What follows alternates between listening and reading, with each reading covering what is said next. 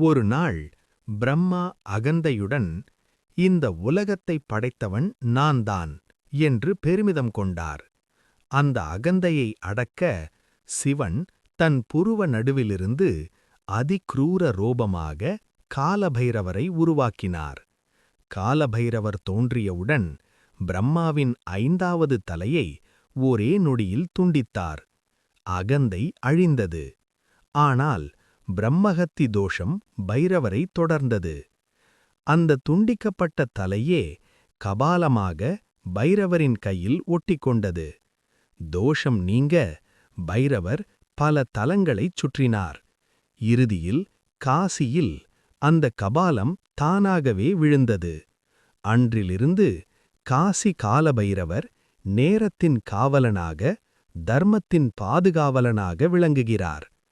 காலபைரவரை வழிபட்டால் பயம் நீங்கும், தோஷங்கள் அகலும், வாழ்க்கை ஒழுங்காகும்.